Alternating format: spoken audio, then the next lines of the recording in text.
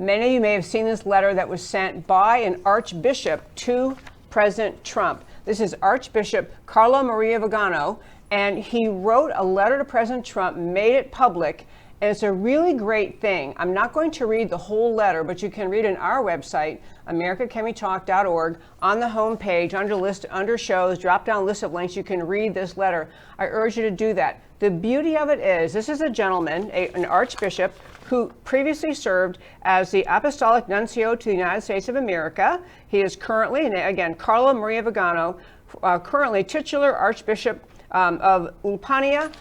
And the letter is essentially taking the whole battle of America, all the political turmoil we're facing, kind of up to the 50,000 foot level, or maybe even say to the heavenly level. He's basically saying what we are facing in this country is flat out a battle between good and evil, and not just in this country, but around the world. Later in the show, we'll talk briefly about what Nigel Farage had to say about the amazing protests happening over in his country. But this archbishop wrote this letter, and I want to read just a portion of it and talk about why I think it is so valuable. He's just said basically, in recent months, we've been witnessing the formation of two opposing sides that I would call biblical: the children of light and the children of darkness.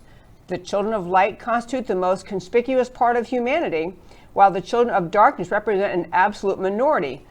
Yet the former are the object of a sort of discrimination which places them in a situation of moral inferiority with respect to their adversaries.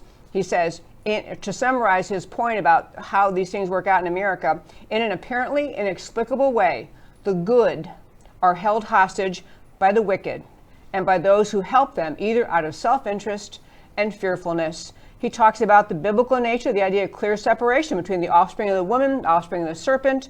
On the one hand, those who have 1,000 defects and weaknesses, but they're motivated by the desire to do good, to raise a family, to engage in work, to give prosperity to their homeland, to help the needy, and in obedience to the law of God, to merit the kingdom of heaven.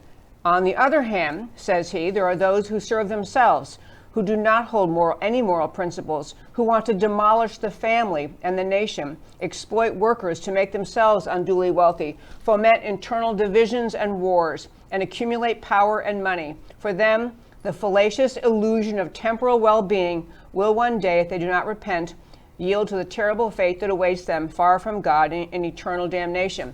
But he gets down to talking about the biblical perspective and down to America. He says, in society, Mr. President, these two opposing realities coexist as eternal enemies, just as God and Satan are eternal enemies.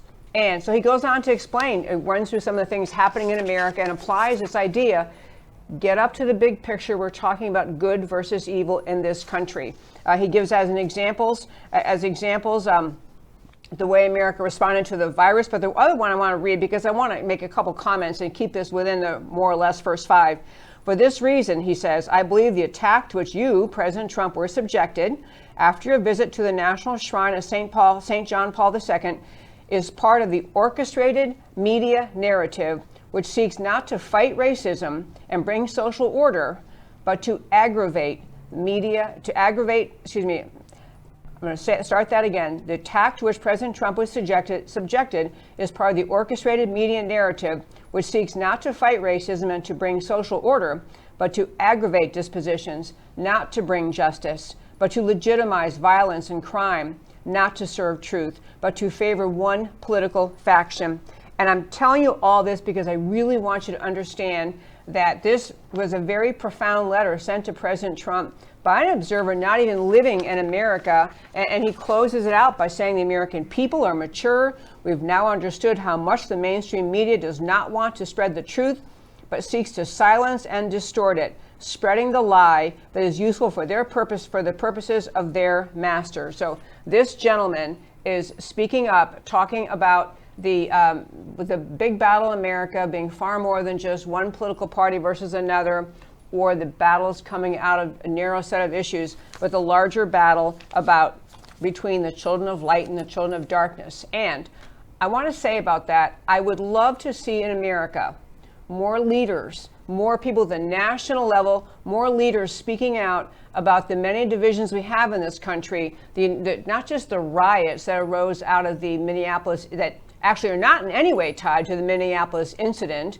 involving the police officer Chauvin and an innocent and a black man who was eventually died in police custody. But the battle we are seeing in America around this country, the burning of the cities, the looting and all of that, that is a very conscious effort of the power of evil to take over this country.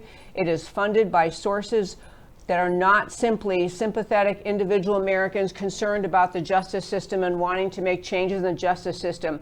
We are watching the culmination of leftist determination to take over this country, leftist determination that has been just seething the entire time President Trump has served as our president. And it is coming to the surface now because, as we are only months away from the national election, the left is working as hard as they can to foment division and anger and resentment and hatred and just to divide this country. So it was a very profound letter. I would actually love to see more politicians in America speak to the question of whether or not we are going to be able to identify evil as evil, identify good as good. And that, my friends, is today's First Five.